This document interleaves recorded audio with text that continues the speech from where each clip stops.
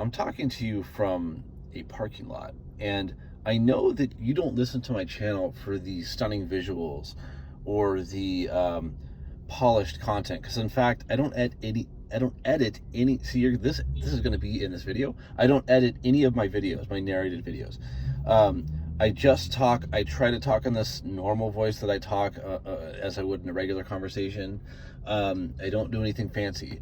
I try to do the somewhat fancy stuff for my short form videos because those are intended to bring in a mainstream audience. I'm trying to reach regular people with those types of videos, and I hope that you watch those as well. Um, but my point is that I'm in a dark parking lot. I have some time to kill, so I want to talk to you about what I think is going on right now in the Splinterlands market.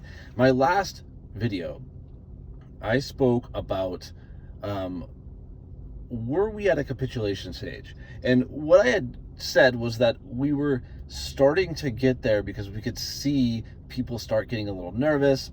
All the turmoil and the Discord and the Splinterlands Discord, it led me to believe that that's the type of thing that you see when we are close to capitulation stage.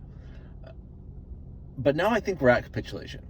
And I say that with a large caveat because I don't know how long a capitulation is going to last or how truly deep it's going to be. But I think that we've gone from people being worried to people being panicked. And based on what I'm seeing in the conversations in Discord and the nervousness and the actual assets that are being put up for sale and the prices that are being put up for sale, I think that people are at the panic stage. And a lot of this comes from the broader crypto market and what we saw happen with Luna and Tether. I'm sorry, Luna, yeah, Tether's next, maybe. Luna and Terra. And I think that something like that, an event that people think that can't happen, happens. That's what we call a black swan. People that have been around for a long time in the financial markets, not just the crypto market, which I still consider really new. They're 12, 13 years, I consider new. But I think having that experience gives investors like me kind of a broader perspective because you've seen these types of events happen before. And I think some of that stuff can be applied to more modern scenarios like the Splinterlands market.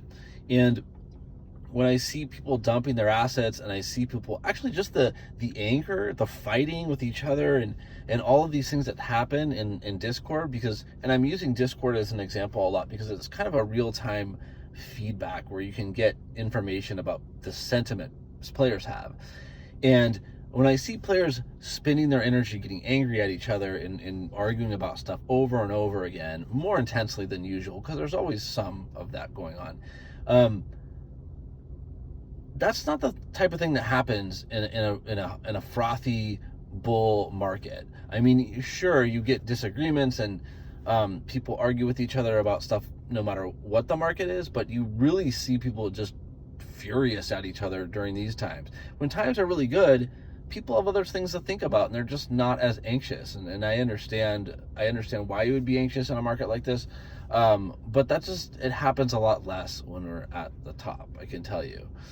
And I think some of the things that we see, you should look up the crab bucket theory when you're listening to this video or after you're done and try to understand why people get so upset when they feel like people are doing better than them in any situation, but especially in the market situation. But that's an aside.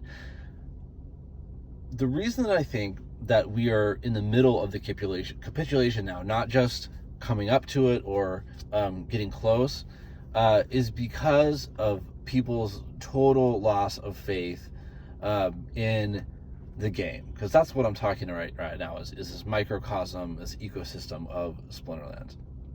And I've seen a lot of that going on. A lot of these people came in during the peak, which was several months ago. So I can understand for them, they haven't seen anything like this before in Splinterlands, which the OGs, which I'm considering myself, have definitely seen even this level of worry before. So, what do you do? I think it's different for everybody of what you can handle psychologically. But what I wouldn't do is uh, watch it too closely, because if this really bothers you, if you are getting to the point where you feel like personally like depressed or really upset by it to the point it's affecting your life, you have to step away from it. It's too late. I mean, it's not too late. You can always sell, but the time to really make the decision about how you're going to exit any type of asset is before you even enter it. So before you enter the Splinterlands and start buying cards, you should have a plan. If things go south, are you going to stick with it? Are you going to hold on more? Are you going to buy more? Or are you just going to ride things out? But once you're in the middle of it, it's too emotional to just make a decision on the fly. You have to think of these things beforehand. And that's really where, someone who's more experienced might have a differentiator, because they might have already thought about how they're going to handle the situation. So for me, when I see this capitulation, I'm not doing much. I mean, I definitely will take opportunities if they come up, and I will leg into more Splinterlands assets, because I am very confident. I have met the team. I've met people face to face. I know how dedicated and how committed they are to making this work, and I think that they will do it. And I could be wrong. I don't want you to listen to me. I don't want you to take my advice or anything that I say to make an action by. I'm just giving you my opinion of what I think is going to happen, which may or may not be right. So I'm holding strong, but it's because I have prepared ahead of time mentally for this scenario. So to summarize, I do think that we are in capitulation, and this can last for a while. So I'm not saying that we're at the bottom. I'm saying we are currently capitulating. And I think that you should do with that information what you will. And thanks for listening from a perspective of an OG in a dark, dank parking lot.